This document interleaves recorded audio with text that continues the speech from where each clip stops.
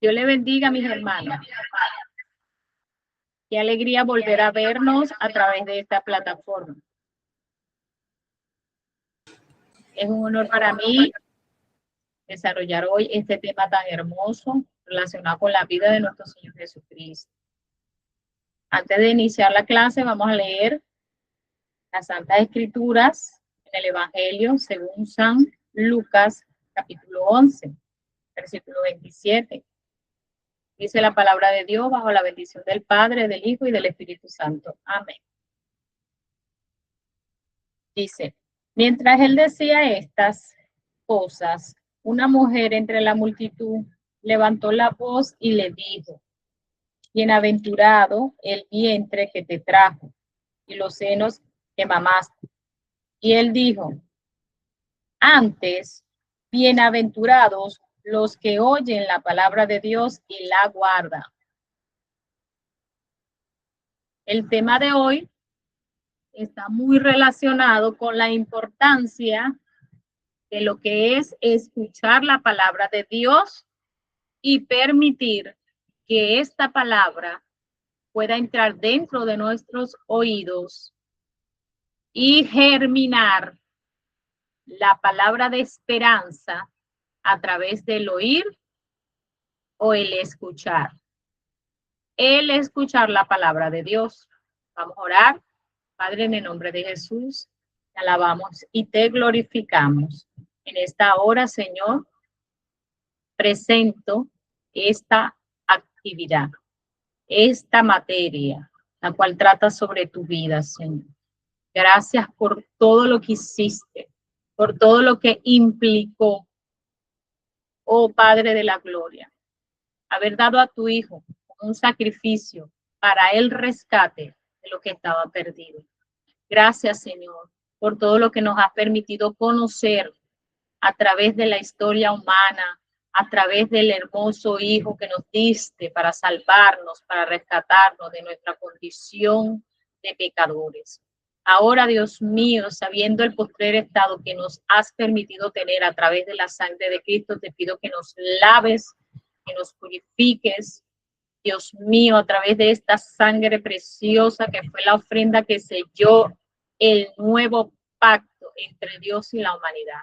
Bendice nuestras vidas y permite, Señor, que a través de esta enseñanza podamos fortalecer nuestra fe, ampliar nuestra visión, Dios mío, y ensanchar nuestra misión sobre esta tierra, que es ir y predicar el Evangelio a todas las naciones, bautizándoles en el nombre del Padre, del Hijo y del Espíritu Santo. Toda la gloria es y será siempre tuya, Hijo de Dios.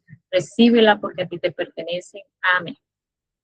Bueno, mis hermanos, el día de hoy vamos a ver el módulo número 3 sobre la materia vida de Cristo. Voy a proyectar las diapositivas para poder comenzar el desarrollo de esta clase.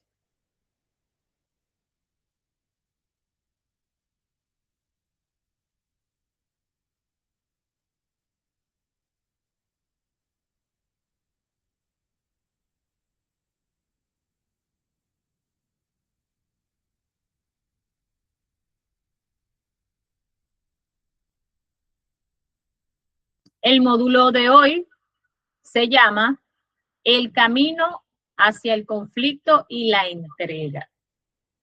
Es algo curioso notar que durante toda nuestra vida, una vez que elegimos seguir el camino del Evangelio, Dios siempre nos ha hablado sobre corregir los pasos que damos durante el camino de peregrinaje en esta hermosa esperanza llamada las buenas nuevas de salvación. Hoy vamos a hablar el tema sobre los acontecimientos que el Señor Jesucristo desarrolló luego de un ministerio de 3 años. 3 años en el cual su enfoque principal trataba sobre salvar a las almas, hablar a multitudes, predicar el evangelio de salvación, hablar sobre el reino futuro de Dios para la humanidad. Vemos aquí en el módulo número 3, el tema más impactante es la crucifixión de nuestro Señor Jesús. Pero antes de esto vamos a hablar sobre el nuevo pacto. El módulo de hoy tiene sus estudios basados en los evangelios de Mateo, capítulo 16, Marcos, capítulo 8, Lucas, capítulo 9 y Juan, capítulo 12. Es importante destacar que los acontecimientos que se van a denotar en este módulo nos dan las señales de un conflicto y una entrega inevitable. Y para ello es importante que nosotros desglosemos el ambiente social en el cual se desarrollaron estos acontecimientos. Y es que luego de un ministerio popular conocido, desarrollado por el Señor Jesús en Galilea, se irrumpe su enfoque para pasar de una muchedumbre a su principal atención, sus 12 discípulos. Ahora, el objetivo de este módulo es aclarar el camino hacia el conflicto y la entrega. Un giro estratégico abandona la popularidad de las multitudes, el apogeo visible en la región de Galilea, en la cual nuestro Señor realizó durante estos 3 años en todas las ciudades donde él visitó, hablándole a masas de personas, realizando milagros públicos y adquiriendo una popularidad desbordante. Vemos un cambio, un giro drástico en su enfoque durante su predicación, a dejar a las multitudes y enfocarse en estos 12 hombres que lo habían acompañado durante su ministerio. Ahora, el objetivo no era la multitud, predicarle a la multitud, mostrarle a la multitud que él era el Hijo del Hombre, que tenía poder sobre la naturaleza, tenía poder sobre la muerte. Ahora se enfoca principalmente en fortalecer a sus discípulos. ¿Por qué? Porque debía prepararlos íntimamente para los eventos futuros que inminentemente debían ocurrir. Porque estos eventos, a la razón humana, para ellos serían ilógicos. Aquí el Señor comienza a anunciarles de su muerte, de que va a padecer una muerte con violencia. Una muerte que era necesaria para el camino de la redención.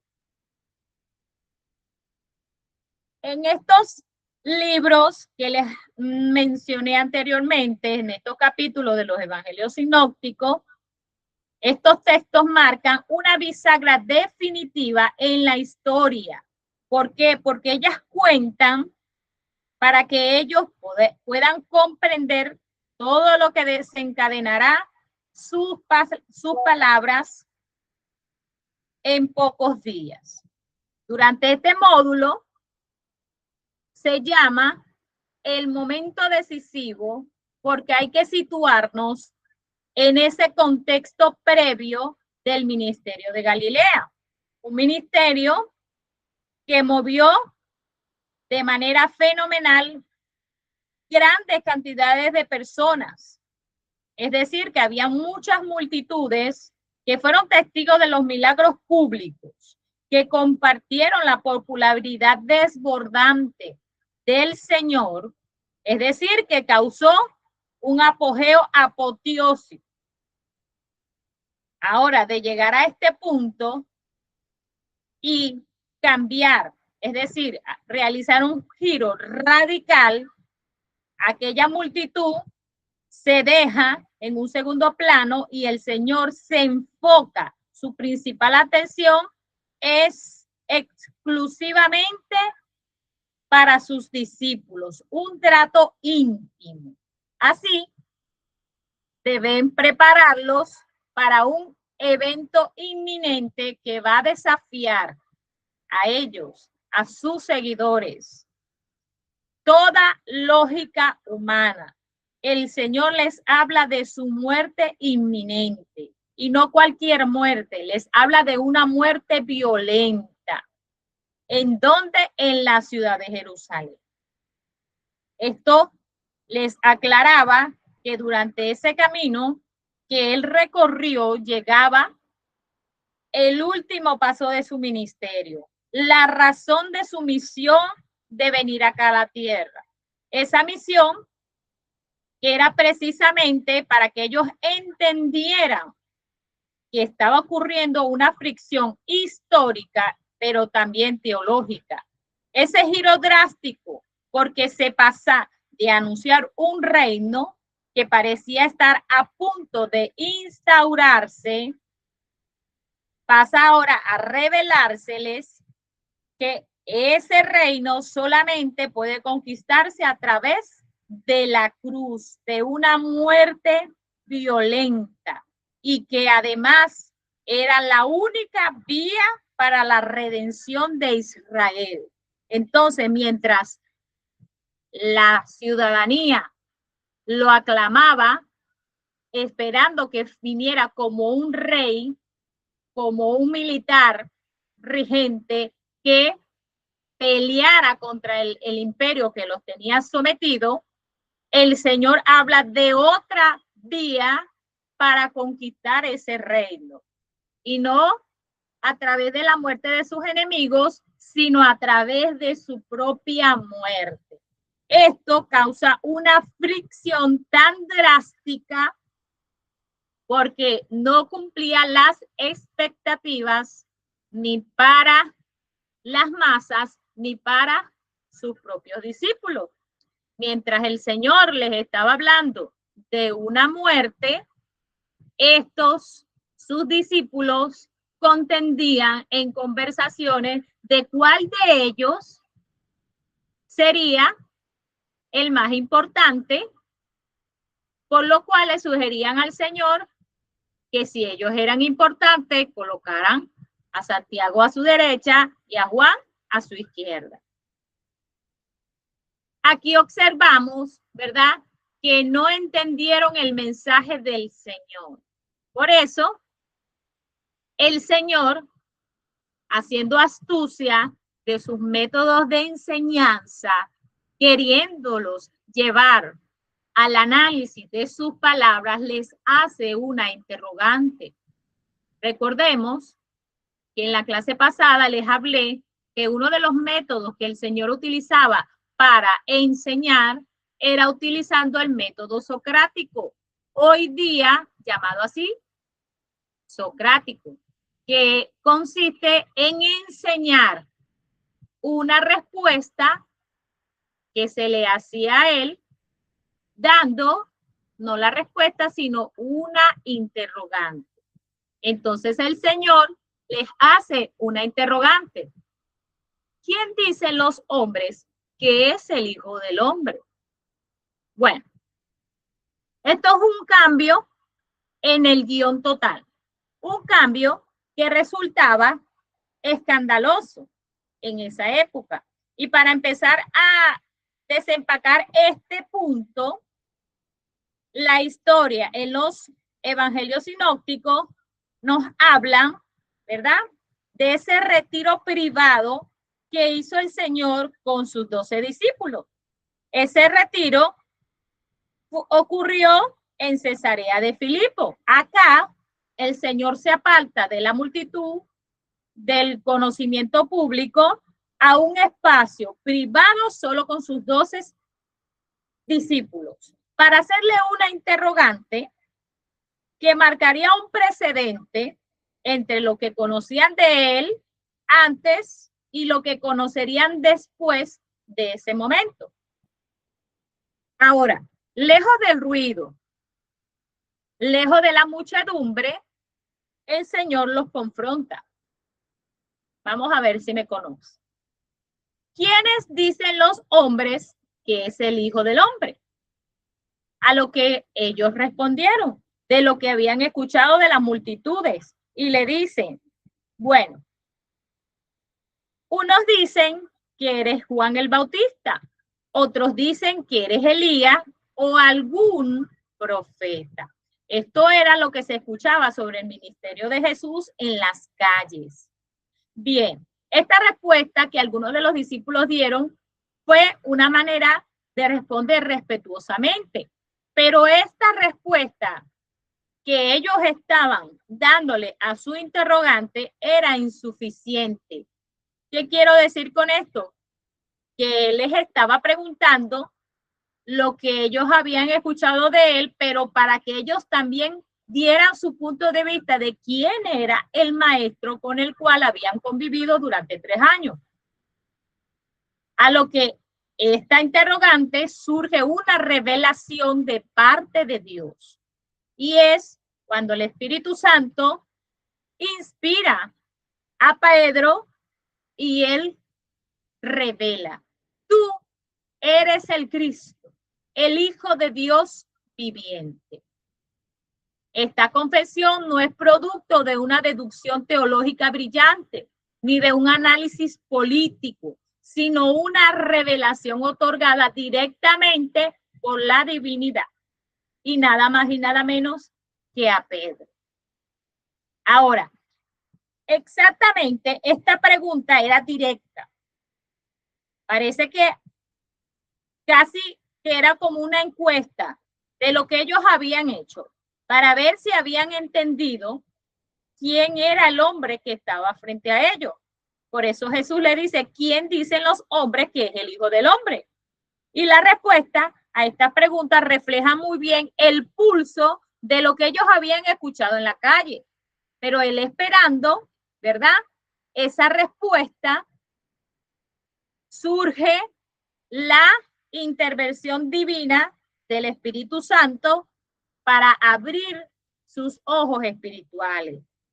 Es en este momento cuando Pedro da esas declaraciones tan fuertes, tan importantes, lo que subraya que esta declaración no nace de una mente brillante, sino solo por revelación divina.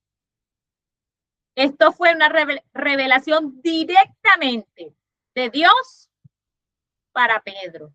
Así como muchas veces nosotros, como hijos de Dios, ahora que gozamos del poder del Espíritu Santo morando en nuestros corazones, podemos llegar a tener una revelación directa a través del Espíritu Santo y nuestro intelecto humano, en el cual es dirigido nuestros pasos de las decisiones que debemos tomar, siempre y cuando dejemos que el Espíritu Santo intervenga. Y eso ocurre solo cuando usted le da el protagonismo de intervenir en una pregunta para que él le dé la respuesta.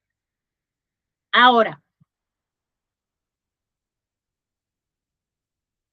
la respuesta de Pedro no fue cualquier respuesta.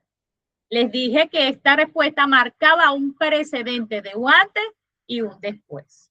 Ahora, después de esta respuesta surgen 3 lecturas históricas sobre el cimiento de la iglesia. Esta respuesta, a través de los 2026 años que marcó la historia después de la resurrección de Jesús, se ha disputado esta respuesta a estas 3 posturas. Postura número 1. Luego de que Pedro dice, tú eres el Cristo, el Hijo del Dios viviente, el Señor le responde que sobre esta roca edificaría su iglesia. Entonces, lo que ha llevado durante estos 2000 años esa respuesta es a creer, postura número 1, que la respuesta del Señor señalaba que la roca era el individuo que había sido inspirado para recibir tal revelación. Es decir, que la roca sobre la cual se edificaría la iglesia era Pedro. Pedro es consolidado como el líder apostólico y el cimiento humano de la institución. Esta es una postura. Tenemos la segunda postura, luego de las respuestas de nuestro Señor, que le dice, y sobre esta roca edificaré mi iglesia. Cuando el Señor dice, no te lo reveló carne ni sangre. Y sobre esta roca edificaré mi iglesia, lo que ha llevado a la humanidad a creer que, número 1, la roca es Pedro. Número 2, la segunda postura es que sobre la confesión de Pedro, Jesús edificaría la iglesia. La verdad recién declarada, tú eres el Cristo, sería el cimiento teológico. Y la postura número 3 es que el propio Mesías opera como la piedra angular inamovible de todo edificio. Durante los más de 2000 años de la resurrección de nuestro Señor, surge este debate a través de la historia. ¿Cuál es el verdadero cimiento de la iglesia? ¿Es Pedro? ¿Es la confesión de Pedro? ¿O es la revelación que se le dio a Pedro que sobre el Cristo se edificaría la iglesia? Recordemos como dice la palabra, que Él es la piedra angular que desecharon los edificadores. Entonces, según nuestras creencias, nosotros creemos que Cristo es la roca, que sobre Él está cimentada la iglesia.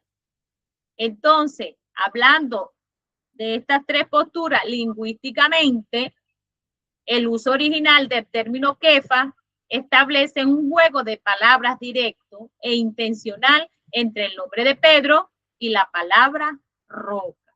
Entonces, la iglesia se sustenta por Cristo. Es vital detenernos aquí porque la respuesta de esa confesión incluye una frase que ha generado ríos de disputa, ríos de confusiones. De hecho, la historia de todas esas instituciones religiosas durante miles de años siempre están disputándose cuál de estas tres posturas es la verdad.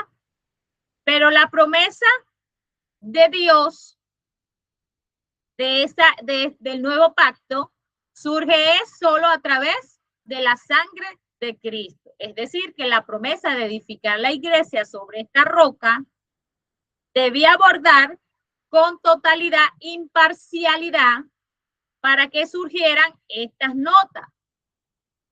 Entonces, de estas tres interpretaciones históricas que han surgido, la verdadera razón es que Cristo es la roca sobre la cual está fundada nuestra iglesia, la primera iglesia apostólica.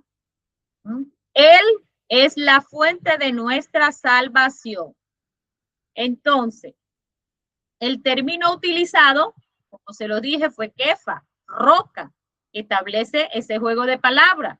Pero lo que hay que aclarar es que independientemente de esas tres posturas que se suman, lo que verdaderamente nos da la autoridad innegable es la muerte de Cristo. Porque después de que Cristo muere, Él puede arrebatarle a Satanás las llaves del Hades. Lo que le garantizó a Él la victoria absoluta de su ofrenda. Entonces, luego de hablar de estas tres posturas, hablamos de que inmediatamente a él recibir esa autoridad innegable, se le otorga el derecho de recibir las llaves del reino. ¿A quién se le entregó este derecho? ¿A Pedro o a la confesión de Pedro? No, fue a Jesús, al Cristo, al Hijo del Dios viviente. No solamente Dios permitió que a través de Pedro ocurriera esta revelación, sino que se confirma una vez que nuestro Señor le arrebata a Satanás las llaves que a través de esas llaves recibe la autoridad para atar y desatar. ¿Qué significaban las llaves del reino? Y el monopolio legislativo rabínico. El concepto de atar y desatar que fija este concepto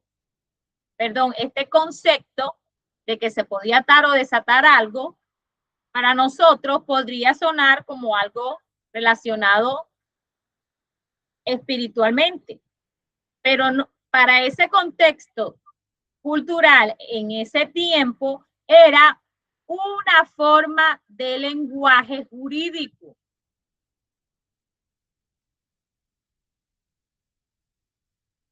En esa época había la costumbre de que se hablara de esta forma, mientras que nosotros creemos que el derecho de atar y desatar es algo mágico, es algo esotérico, es algo solo espiritual. En ese momento de esa sociedad era algo cotidiano que se manejara ese lenguaje. ¿Por qué? Porque los rabinos acostumbraban darle información a una persona y a través de este léxico ellos les informaban de una manera drástica lo que ellos podían hacer, algo que estuviera aceptable a nivel jurídico o a nivel legislativo. Un rabino ataba cuando prohibía una acción basándose en la ley de Moisés y desataba cuando lo permitía. Es decir, que si los apóstoles hablaban acerca de lo que representaba estas llaves, era porque se estaba hablando de la autoridad delegada inmersa en esa conversación. Es decir que tenemos el poder de atar y desatar, se refería era a la capacidad de proclamar bajo las condiciones de lo que Dios nos estaba otorgando, y era el perdón de nuestros pecados a través del sacrificio de Jesús.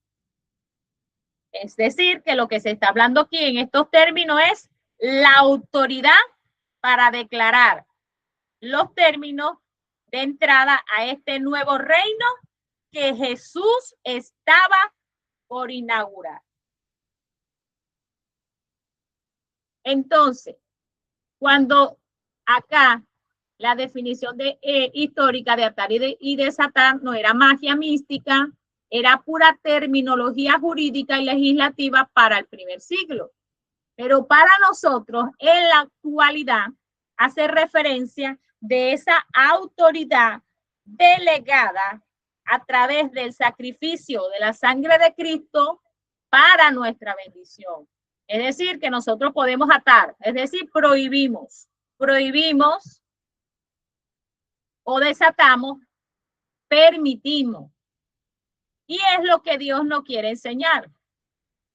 A través del poder del Espíritu Santo, a través de la entrega completa de nuestra alma a Cristo, se nos ha dado no solamente el perdón de nuestros pecados y el derecho de recibir el reino de Dios en nuestros corazones, sino que también se nos ha entregado un poder una autoridad de que esas llaves abran las puertas de nuestro corazón y saquen todo lo que allí aún está enfermo, aún está contaminado, para que le demos paso a toda la restauración espiritual y física y biológica de nuestro organismo a través de la sangre de Cristo. A través de la sangre de Cristo tenemos derecho por autoridad de recibir sanidad, de recibir liberación. Y así como los rabinos, a través de su palabra, de su boca, al enseñarle a sus prójimos lo que debían hacer según la ley mosaica, ahora nosotros tenemos el derecho, a través de las Sagradas Escrituras, a través de el morar del Espíritu Santo en nuestro interior, el derecho de atar y desatar las áreas de nuestros corazones que aún puedan estar enfermas, que aún puedan estar encadenadas al gen del pecado.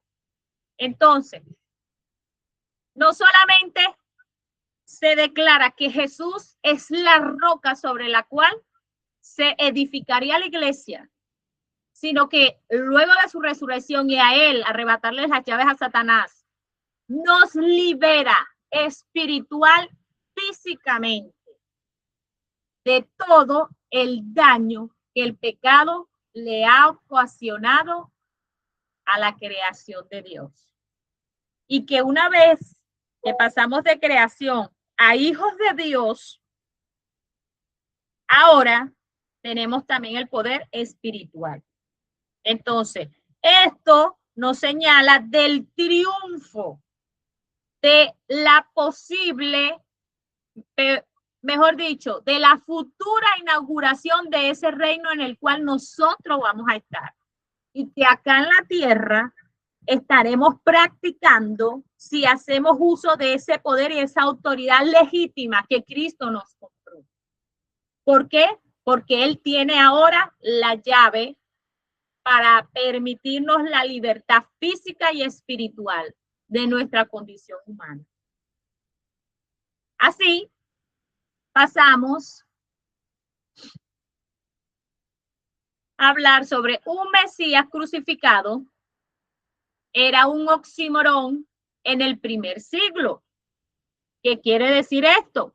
Precisamente resulta impactante imaginarnos este contraste de lo que ocurre a continuación. Porque justo después de ese clima de autoridad donde se habla de las llaves del reino, de la confirmación de ser el Mesías esperado, después de esa revelación de Pedro, el Señor le dice, deben guardar silencio. Nadie tiene que enterarse que soy el Mesías esperado por Israel. Ese Mesías que debía ser crucificado era un oxímoron para el primer siglo. ¿Qué quiere decir esto? Que tenemos dos posturas. Un pueblo que pide y necesita un libertador, un Mesías libertador. Para ese momento, que era lo que necesitaba, un líder militar que los liberara de la opresión del yugo romano. Mientras que está la otra realidad de el mensaje de Jesús. Soy el Mesías, pero no he venido a acabar con los enemigos. He venido para que los enemigos acaben conmigo. Porque es solo a través de la sangre, de la última ofrenda, de un nuevo pacto que va a romper en lo espiritual una esclavitud que ha pesado en la humanidad desde Adán. Entonces, esto es algo ilógico, algo que no se puede entender. ¿Cómo que si eres el Mesías, cómo que si eres la autoridad que necesitamos, me estás hablando de que vas a morir? Me estás hablando de que tienes un deber y que el deber es morir a manos de los enemigos, para recibir libertad de los pecados, libertad de cualquier esclavitud, de cualquier mal. Y es que el pueblo estaba esperando una libertad momentánea, una libertad que fuera en ese preciso momento, pero Jesús les habla de una libertad eterna, una libertad interior para reflejarse en lo exterior, una libertad personal, pero que trascendería a toda su generación. Entonces surge la expectativa popular, un rey conquistador militar que derrocaría imperios, no. Entonces la lógica humana exige buscar una corona y esquivar el sufrimiento. A eso nos llevamos a la represión de Pedro. Cuando el Señor les dice allí que le era necesario morir para libertad de los pecadores. Se levanta nada más y nada menos que Pedro. Señor, ten compasión de ti. No permitas que esto te ocurra. Allí ocurre una fricción. La fricción calificada como tentación satánica por el mismo Jesús. Porque, ¿qué era lo que las palabras de Pedro quisieron buscar? Sé nuestro Señor, sé nuestro Mesías, sé nuestro libertador, pero de la manera fácil, sin morir, sin sacrificarte, sin que seas muerto. Y vemos que el Señor en el desierto venció a Satanás cuando éste le tentó y le dijo: todos estos reinos te daré si postrado me adorares. Que le dijo el Señor: vete de mí, Satanás. Usa la misma expresión para reprender a Pedro. Le dice: quítate de mí, Satanás, porque me eres ocasión de caer. ¿Qué era lo que el Señor le decía? Que la única forma de salvar al hombre era a través del sacrificio de un hombre. Y esta es la razón de su ministerio. Entonces, el escandaloso debe, es decir, que él debe morir, él debe entregarse, él debe pagar, él debe intercambiarse con nosotros. El anuncio abierto de la necesidad de ir a Jerusalén era ir a Jerusalén a sufrir a manos de esos líderes que él sabía que lo debían asesinar, porque el llamado exige una negación total de uno mismo. Hoy en día, la mayoría de los seguidores de Jesús quieren el Mesías, el Evangelio, sin el sacrificio. Y vemos que esto es obra de Satanás. Darte la salvación, pero una salvación momentánea, sin nosotros sufrir. Eso fue lo que Satanás le quiso dar al Señor. Pero el Señor sabía que él debía morir a manos de los líderes religiosos y ser asesinado. Aquí hay que entender que para la mentalidad del primer siglo, un Mesías que fuera crucificado era algo oxímoron, es decir, algo que no tenía lógica. ¿Qué quiere decir oxímoron? Oxímoron quiere decir que es una contradicción absoluta. Eres el Mesías, pero vas a morir. El Mesías se supone que es un salvador. ¿Y cómo va a haber un salvador que viene a morir? No tiene lógica. Es como cuando nosotros utilizamos un juego de palabras y decimos, había un silencio ensordecedor, o te traigo una vieja noticia.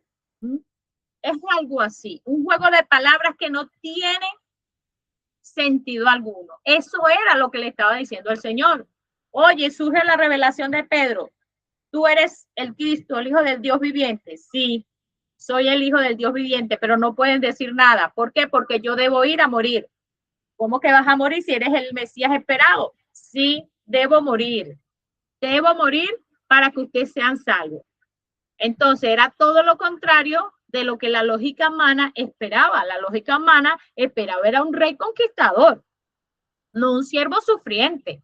Pero esta fue el único camino a la salvación. Es por eso que Dios, durante nuestra vida como creyentes, siempre nos dice, corrige tus pasos, porque el camino es este. Así le ocurrió a nuestro Señor, el único camino a la salvación era la muerte. La muerte de uno traería la vida de muchos. Entonces, este choque frontal de expectativas es el núcleo del conflicto en esta etapa de este módulo. La reacción de Pedro de tomarlo aparte y reprender al Señor diciéndole, Señor, ten compasión de ti, es la respuesta humana más lógica posible, pues frente a lo que parece un plan suicida. Muchos de nosotros, ¿verdad? Lógicamente, cuando tenemos un problema de salud y queremos buscar sanidad, se nos aconseja, ayuna, ora, métete con el Señor, apártate. La lógica humana nos dice, estás enfermo, debes alimentarte, debes ir al médico, debes salir a la naturaleza, debes respirar aire libre. Es lo que la lógica humana nos dice. Pero la lógica de Dios es diferente. Y esto es lo que ocurría aquí. Por eso Dios permitió que los últimos días, las últimas semanas del ministerio de Jesús fueran enfocados en sus 12 discípulos. Porque lo que venía para finalizar el ministerio del Señor eran acontecimientos que desafiarían la lógica humana completamente. Esta revelación del Señor de que Él era el Mesías, ¿verdad? Era la respuesta que estaban esperando. Pero esa respuesta que reciben Pedro, esa respuesta del Señor que lo reprende, que lo regaña con severidad, diciéndole, ¿verdad? Que lo que él estaba hablando había sido influenciado por Satanás. Es lo que el Señor constantemente nos quiere reprender en nuestra humanidad. Que nosotros queremos vivir un evangelio sin sacrificio. Y evangelio sin sacrificio no es de Dios, son cosas satánicas. De querer tener dinero, tener fama, querer tener una posición sin ningún sacrificio, no viene de Dios. El mismo David, humano, entendió que él no podía darle a Jehová nada que no le costara. Porque es que lo que nos cuesta lágrimas, sudor, sangre, es lo que realmente tiene valor. Nuestro Señor nos dio esa prueba de que a través de su sacrificio, su sudor, sus lágrimas, su sangre, Él compraba el precio de nuestro perdón. Él intercambió su salvación por los perdidos. Él intercambió su vida para los que estaban muertos. Entonces, esto nos trae una aclaración que sí fueron duras las palabras del Señor, pero era necesario que Pedro entendiera que el Mesías debía morir de esa forma. Esta fue la lección que el Señor le dio. Entonces, el proyecto de la cruz debía ejecutarse. Debía ejecutarse con total claridad. Entonces, ¿a manos de quién iba a morir Jesús? Pues a manos de los líderes religiosos. El instrumento que utilizaría Satanás para traerle muerte al Señor fueron los romanos. El imperio más sangriento, el imperio más cruel que en ese tiempo gobernaba el mundo. Entonces, es curioso que apenas 6 días después de esa lección tan dura, sobre la muerte y el sacrificio o el sufrimiento futuro que él iba a tener, ¿verdad? Ocurre un evento sumamente importante y fue la transfiguración del Señor, ¿verdad?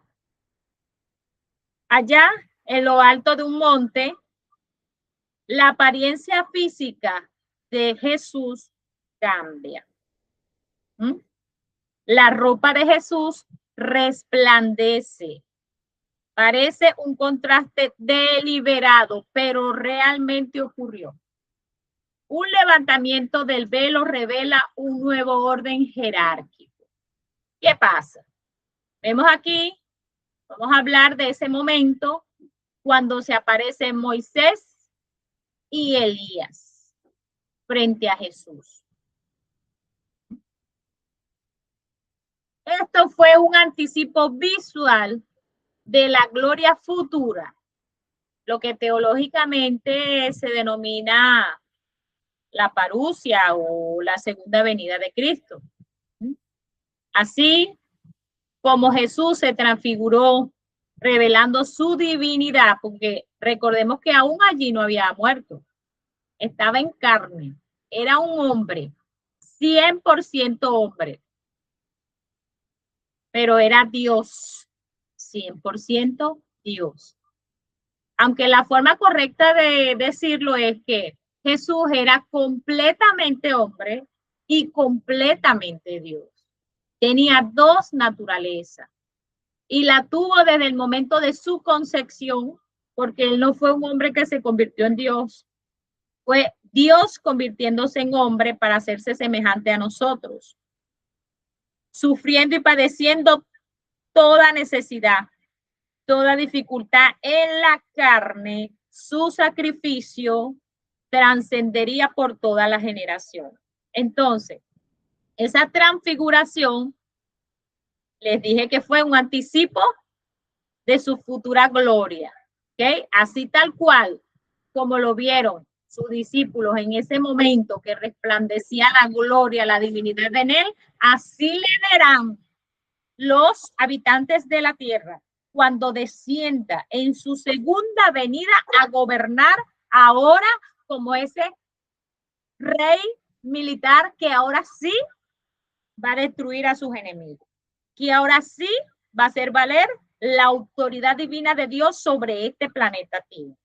Entonces, en este escenario ocurre el deslumbre, no solo de que las ropas de Jesús se hicieron blancas y resplandecientes, sino que aparecen dos invitados súper importantes. Allí en las escrituras se describen que estos dos invitados cargan con el peso de toda la historia judía. Moisés, la personificación de la ley ante el Mesías. Elías, representante de la voz profética de Dios en todos los tiempos. La voz de todos los profetas que hablaban era la boca de Dios. La ley que dirigía al pueblo de Dios ahora se encontraban en ese lugar junto al Mesías. Y la gloria futura de Dios se hacía presente. Una frase contundente que impone una autoridad superior a todas las veneradas instituciones del pasado. Todo el sistema antiguo encuentra su cumplimiento en este momento. La ley, la voz de los profetas que anunciaban la venida de un Mesías delante de él, el personaje hecho carne y hueso.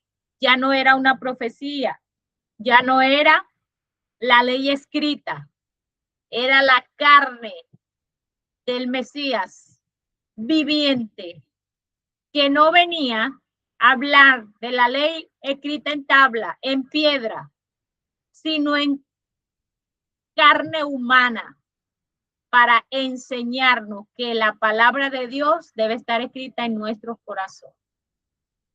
Estas dos figuras monumentales, Moisés es la personificación de la ley, es decir, el dador del código, el código ético y civil de su nación, y Elías, quien representaba la voz ardiente que llama al arrepentimiento. Entonces, al tenerlos los dos allí, significa que todo el sistema antiguo, absolutamente todo, toda la revelación previa que recibió Israel, encontraron su cumplimiento en ese momento. Todo confluye allí, todo allí acababa, porque él vino a cumplir la ley. La ley que hablaba de él vino a traer la veracidad, la cumplió. Y la confirmación definitiva llega cuando una voz divina desde una nube irrumpe la escena diciendo: a él oí. A él oí. Quienes escucharon en el bautismo del Señor, allá con Juan el Bautismo: este es mi hijo amado en el cual tengo complacencia. A él oí. A él oí. Por eso, una cosa es vivir el evangelio que los hombres adaptan a sus expectativas y comodidades, y otra cosa es vivir el evangelio de Jesús. Porque el Padre dijo: este es mi hijo amado, a él oí. Una frase corta pero contundente. Esta simple frase establece un nuevo orden jerárquico. Jesús, la ley y los profetas. Concluido todo el proyecto de salvación para la humanidad.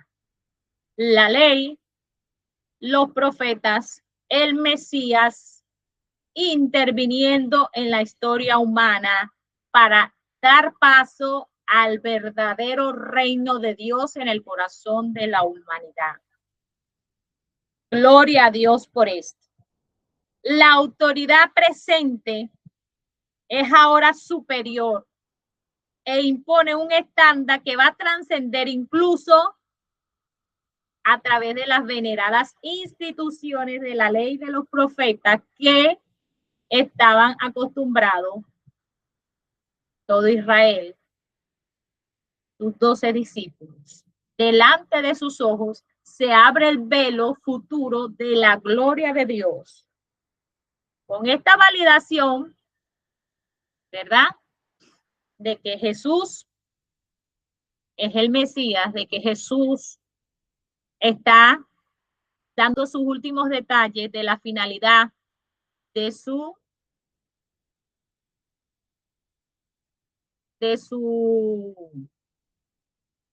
reino futuro, entramos ahora a la desconexión abismal durante la entrada a la capital.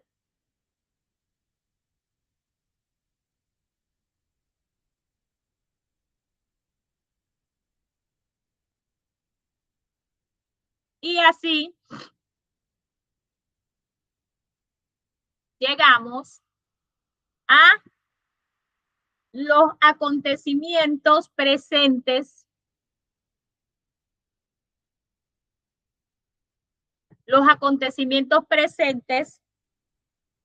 de la multitud.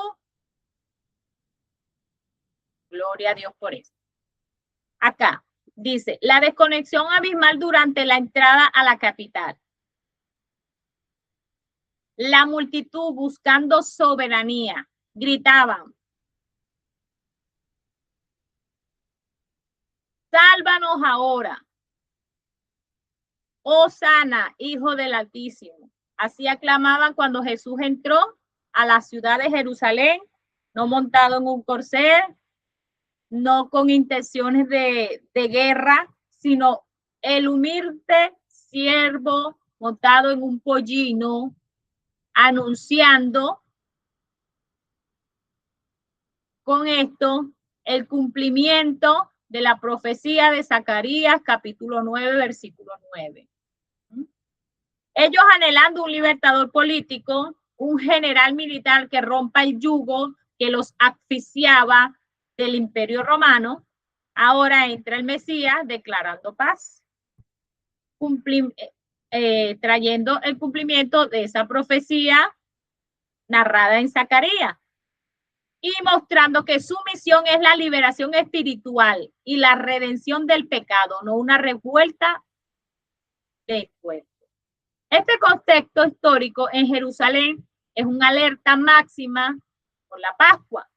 La guarnición romana atenta a posibles levantamientos. Surge el Señor, la presencia del Señor. Entra montada en un pollino, sigue predicando que el reino de los cielos se ha acercado al corazón del hombre para liberarlos de la esclavitud del pecado, para que el reino de Dios llegue al corazón de aquellos que crean en él.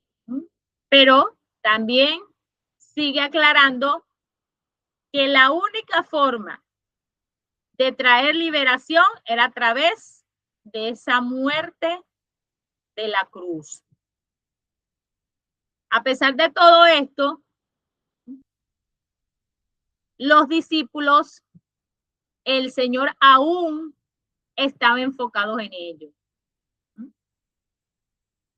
A pesar de toda esta fricción entre lo que se esperaba, lo que ellos querían, el Señor sigue manteniendo su postura. El reino de los cielos se ha acercado. El reino de los cielos solamente puede ganarse a través de la sangre del Cordero derramada en la cruz. Ese era el propósito de su ministerio, el propósito de su misión en esta tierra: liberar espiritualmente a Israel, a la humanidad, liberarlo espiritualmente del yugo del pecado, liberarlo de la presencia demoníaca, de la opresión demoníaca, liberarlos en su corazón de la incredulidad. Es cuando en este momento ocurre un evento que impactó a la sociedad de ese momento, un acto profético de un juicio contra el monopolio explotador de aquel entonces. Esa fricción entre lo que la gente esperaba y lo que realmente estaba sucediendo estalla por completo dentro del templo. El famoso episodio de los mercaderes. Sí, ese episodio habla sobre la purificación del templo, donde se relata como si fuera simplemente un momento en que alguien pierde la paciencia por el mal servicio y vuelve a un par y vuela o voltea a un par de mesas. Pero realmente no fue un arrebato de rabia. Lo que ocurre aquí es algo para analizarlo. Debemos dejar claro que lo que pasó fue algo muy profundo. Fue un golpe directo a la estructura del poder que regía en las actividades del templo. La Biblia registra con precisión cómo fue ese acto profético de juicio. No fue un arrebato de rabia, un arrebato emocional. Fue para que comprendiéramos la gravedad de los eventos que allí ocurrían. Las Sagradas Escrituras, en los Evangelios, nos dicen que el Señor, cuando los exhortó volteando las mesas, hizo mención del profeta Isaías y el profeta Jeremías, quienes condenaban la forma de cómo se llevaba la administración en el templo. Ese diseño original del templo, el cual fue concebido como una casa de oración que debía ser accesible para todas las personas nacionales de Israel y para cualquier persona que fuera un extranjero y quisiera venir a la casa de Dios creyendo en la fe israelita, se les debía dar libre acceso. Pero vemos que todo este sistema religioso se pervirtió comenzaron a vender no solamente las ofrendas, sino a ponerle precio a cada una de estas. Lo que esto causó el desagrado de nuestro Señor, el mito y la realidad. El mito era que el Señor se explotó, tuvo una mala impresión de lo que allí vio, pero la realidad es que lo que Jesús hizo en ese momento fue desenmascarar la corrupción sacerdotal que había en ese lugar, quienes les ponían altos impuestos a la compra de estos animales para poderlos ir a sacrificar al templo. Todo esto, lastimosamente, para aquellos sacerdotes, saduceos y fariseos, les causaron delante del pueblo la confirmación de lo que a ellos los oprimía. Esta crítica sobre el monopolio explotador de la aristocracia sacerdotal de ese momento lo desenmascaró. ¿Por qué? Porque ellos habían colocado un sistema de cambio de divisas y ventas de esas ofrendas, pero todo esto estaba extorsionado, todo esto estaba monopolizado. Es decir, que el perdón de nuestros pecados, el perdón de los pecados de ese momento de los ciudadanos tenía un precio. Y este precio no les importaba la condición económica de los habitantes. Era un precio exabrupto para todos. Tuvieras una economía menor, una economía mediana o sencillamente tuvieras bajos recursos, debías pagar el precio por adquirir esa ofrenda para el perdón de tus pecados. Y todo esto iba en contra de lo que Dios nos mostró en su diseño original. El diseño original de la casa de oración para todas las naciones fue convertido en una cueva de ladrones. Es decir, el negocio redondo. ¿Para qué? Para que pudieran recibir el perdón de los pecados. Entonces, todo esto también, esto que hizo el Señor, lo podemos escudriñar mejor en Isaías y Jeremías. Allí en la lámina le puse la cita, Isaías 56:7 y Jeremías 7:11. Pero de aquí hacemos un paso a lo que el Señor les exhortó. El único milagro destructivo que el Señor habló de la higuera estéril. Esto también es una simbología que registra cómo el Señor maldice a este árbol. ¿Por qué? Porque no encontró fruto en él. Si nosotros leemos el contexto de lo que significa la higuera estéril, podemos entender la reacción que tuvo el Señor. Porque cómo es que en la mañana la maldice y en la tarde está seca. Entonces, dice así.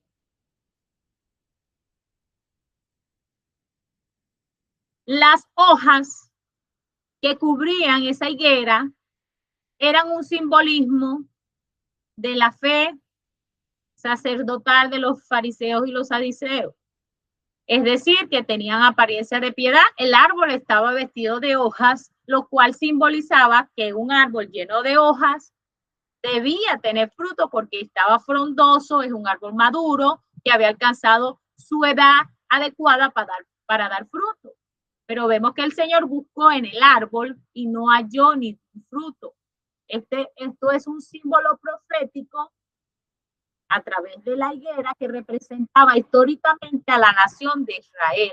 Tenían apariencia de piedad, tenían apariencia de fe, tenían apariencia de religiosidad, pero realmente en su corazón no había un fruto digno del arrepentimiento, de la compasión social que debían tener. Esa apariencia exterior de gran piedad en el templo funcionó a través de los sacrificios diarios, rituales impecables. Cumplían al pie de la letra todo aquel proceso religioso que debían ejecutar para ofrecer un animal. Pero Este ritual se llevó durante todos los días, durante años, durante décadas, y el corazón del pueblo de Israel no trajo ningún fruto del arrepentimiento. Pecaban, sacrificaban animales y el cambio no ocurría en su interior. Todo era una fachada, todo era algo exterior. Y es lo que el Señor hace como referencia entre la higuera y el fruto que debía tener Israel. Israel estaba seco, no tenía nada. Entonces, cero fruto espiritual era la ausencia de justicia, de misericordia y verdadera adoración a Dios. ¿Qué veredicto da el Señor? Pues una poderosa parábola en acción, el milagro que grafica el juicio inminente sobre un sistema religioso estéril, atrapado en las apariencias. Peca, ofreces el animal, se derrama la sangre del animal, pero en el pecador no ocurría ningún cambio. Y esto fue lo que el Señor hizo como el símbolo al volcar esas mesas. Es decir, que su sistema de sacrificio para el perdón de los pecados no causaba ningún efecto en la fe de ellos. Y por ende no había ningún fruto de justicia, ni tampoco de misericordia, y mucho menos de una verdadera adoración. Por eso, el Señor irrumpe una vez más en la historia de este pueblo de una manera disruptiva, de una manera radical. Esas acciones que hizo el Señor daban muestra de que estaba desafiando el poder de los ingresos que recibían los sacerdotes en el templo a través de las continuas ofrendas sacrificadas para el perdón de los pecados. Por supuesto que también el Señor nos habla aquí de una reescritura, de una nueva forma del perdón de los pecados. Y así llegamos al momento de la última Santa Cena. Luego del clima de la tensión y del juicio en el templo, que fue algo inevitable, fue forzoso ese desenlace donde las autoridades religiosas no iban a permitir, ¿verdad?, ese desafío a su poder y a su sistema de ingreso. Ahora entra el Señor nuevamente en la historia a hablar sobre el último de los sacrificios. Alabado sea Dios por esto. Amén. Vemos aquí una disrupción radical del ritual más inamovible de la historia. Durante los años, luego de que Moisés escribiera la ley, luego de que se levantara el templo, luego que se levantó todo este sistema religioso y este ritual para el perdón de los pecados, se levanta Jesús en la última cena, hackeando todo el ritual de la Pascua. En ese momento, cuando se preparaba toda la nación de Israel para que el día siguiente para que se ejecutara el banquete de la Pascua, comienza el Señor a dar una estocada a todo este sistema religioso. Hay que visualizar lo que implicaba una cena de Pascua. En el primer siglo, el famoso Seder, habían olores de corderos, asados, hierbas amargas, toda la copa de vino, todo lo que le simbolizaba las amarguras de su esclavitud en el desierto y el pacto que Dios hizo con Israel, que a través de la sangre de los corderos, de los animales, de las ofrendas, ellos recibían el perdón de su pecado. Ahora de repente, en medio de la comida más sagrada, se para Jesús, toma los elementos y cambia por completo el guión del ritual de sus costumbres en el día de la Pascua. ¡Qué terrible! Cambió todos estos elementos que para ellos eran algo que no se podía alterar, debía cumplirse al pie de la letra. Se para el Señor. Un nuevo cumplimiento profético. El pan y el vino ya no miran atrás. simbolizan un cuerpo entregado y una sangre derramada para el perdón de los pecados, no a través de sangre de animal, sino a través de la sangre del Cordero de Dios humano, quien venía a intercambiarse el santo por los pecadores. Ahora aquí el Señor señala a través de los elementos de esa cena ancestral, lo cual adquieren un nuevo cumplimiento profético. Al tomar el pan y el vino, si se deja de mirar hacia el éxodo histórico y se pasa a simbolizar un cuerpo que está a punto de ser entregado y una sangre que será derramada, el estudio de este módulo, ¿verdad?, nos hace referencia a la sangre derramada para el perdón de muchos. Uno introdujo el pecado, uno introducirá el perdón de muchos. Estas declaraciones de Jesús inauguran formalmente un nuevo pacto, cumpliendo la antigua y misteriosa profecía de Jeremías 31:31. Se establece ahora un contrato basado en un sacrificio distinto. Ya no es a través de un animal, el cual cubría el pecado del hombre. Ahora es la sangre del hombre quien lavará a la humanidad. La sangre del hombre que hará una nueva alianza para que el hombre y Dios se vuelvan a acercar. Este diseño garantiza una purificación interna, no como la sangre de los animales que cubrían el pecado del hombre, pero no lo quitaban.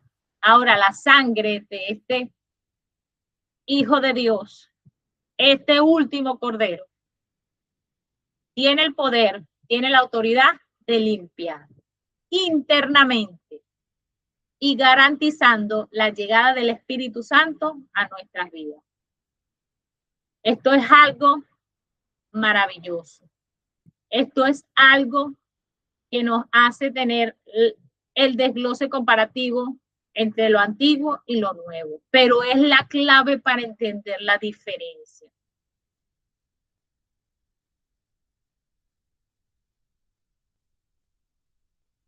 Así llegamos a un punto muy importante.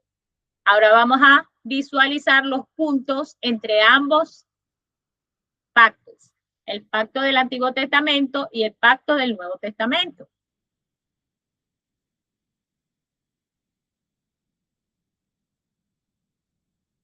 Como pilar número 1 del Antiguo Testamento, tenemos que el elemento central era la sangre de los animales, en el cual recordamos el Cordero de la Pascua, el cual funciona como un parche de protección temporal. Mientras que en el Nuevo Pacto, el elemento central es la sangre de Jesucristo, la solución definitiva al problema humano. El pilar número 2 es el lugar de la ley, el cual estaba grabada en tablas de piedra como un código de conducta externo con un alto índice de fracaso. Nadie pudo cumplir la ley completamente. Solamente Jesús pudo cumplir la ley, pero la humanidad jamás pudo cumplir en su totalidad la ley. En el Nuevo Pacto, este pilar es que el lugar de la ley quedará escrita directamente en el corazón humano. Esto es una escritura dinamizada por el Espíritu para que haya una verdadera transformación radical dentro del corazón del hombre. No es solo un cambio de ritual, es una reingeniería total de la relación entre Dios y lo divino. Entonces, la solución definitiva al problema humano era no tener la salvación de manera externa, sino tenerla de manera interna, porque cambiando nuestro interior, cambia nuestro exterior. Así, el nuevo pacto era el señalamiento de una nueva humanidad la cual podría alcanzar la perfección a través de la limpieza interna que nos otorga la sangre de Cristo y la adopción del Espíritu Santo, quien entra a morar en nuestro corazón para permitirnos rendirnos, y a través de esa rendición Él puede operar de manera interna, abriendo cada una de esas puertas que tenemos cerradas, el cual son esas áreas de nuestra vida atadas, para recibir la liberación y así pasar de una humanidad caída, corrompida, a una humanidad santificada, digna de entrar al reino de los cielos. Es decir, que el plan del Antiguo Testamento, en su efecto, el pecado nunca fue borrado, solo era cubierto. Pero ahora con este nuevo pacto, el pecado es perdonado y olvidado por parte de Dios. Ya no tenemos que cargar con el recuerdo del pecado, porque Dios nos perdona y borra nuestros pecados a través de la sangre de su Hijo. También transforma nuestra naturaleza humana pecadora a una naturaleza redimida, con el propósito fundamental de liberarnos físicamente, territorialmente de la esclavitud y entregarnos la esperanza futura de ser parte de la familia de Dios. Esa familiaridad que se va a cumplir un día. Entonces, entramos ahora a lo que es una promesa anclada por el presente que aguarda el futuro. Esa ofrenda derramada en la cruz del Calvario no solamente compró el perdón de nuestro cuerpo acá en la tierra, liberarnos de las posesiones satánicas y diabólicas, dándonos entrada libre al trono de la gracia de Dios, sino que en el futuro nos garantiza mantener esa bendición de parte de nosotros otorgada por Dios. Entonces, la dimensión escatológica de este punto es que esa cena no es simplemente un acto de memoria estática o una mirada melancólica hacia el pasado. La cruz nos da señal, ¿verdad?, horizontalmente del pasado y del futuro, pero también nos da una visión de lo celestial y lo terrenal. Entonces, la promesa de la cruz, el sacrificio de la cruz, incluía que Él no volvería a tomar del fruto de la vid hasta que llegara el momento del reino. Es decir, que la mirada es hacia la esperanza futura, la última esperanza que tiene la humanidad de poder participar de ese banquete mesiánico es a través de la ofrenda del sacrificio del Cordero de Dios, Jesucristo. Entonces, ese cambio interno no solamente conecta perfectamente nuestro corazón a la presencia del Espíritu Santo, sino que de un futuro nosotros podemos crear esa convivencia eterna con el Padre, el Hijo y el Espíritu Santo. Adoptar un cuerpo incorruptible, gozar por la eternidad de la liberación del pecado y ser parte de la familia de nuestro Dios. Entonces, ese nuevo pacto eleva el propósito de Dios, no solo de redimir al hombre en lo espiritual, sino que el cuerpo mortal del ser humano que sea arrebatado y llevado a la presencia del Señor permanezca por la eternidad. Ese fue el objetivo principal en la creación de Adán y Eva. Entonces, liberarnos del pecado y de la muerte misma era el propósito de Dios al crearnos. Pero ahora Dios nos da una bendición mayor. No solamente en la tierra los perdono de los pecados, los libero, sino que les doy la oportunidad de tener un cuerpo inmortal, santo, capacitado de permanecer en mi propia presencia. Amén. Esto es algo maravilloso. La cruz, el sacrificio que allí se entregó, es algo eterno. Amén. Ahora, al principio de nuestro estudio, el Señor, les expliqué que el Señor le pidió a sus discípulos que no le dijeran a nadie que Él era el Mesías. Y es importante que nosotros analicemos por qué el Señor les prohibió o les pidió que guardaran silencio sobre lo que se les había revelado.